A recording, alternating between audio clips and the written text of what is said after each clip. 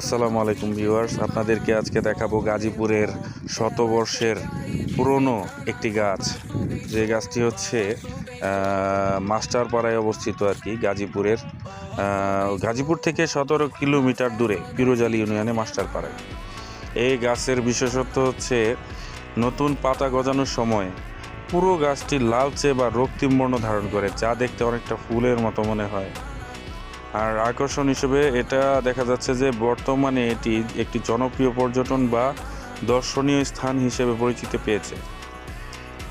আর বিশেষ করে এটি হচ্ছে গাছটি দেখার জন্য সবচেয়ে উপযুক্ত সময় হলো যখন নতুন পাতা গজানো শুরু করে, যদিও বছরে অন্য সময়ে এর রং সবুজ থাকে।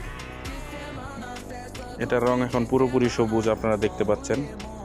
কিছু কিছু লাল আছে, কিন্তু এটা এক সময় মানে একদম রক্তিম বর্ণ ধারণ করে।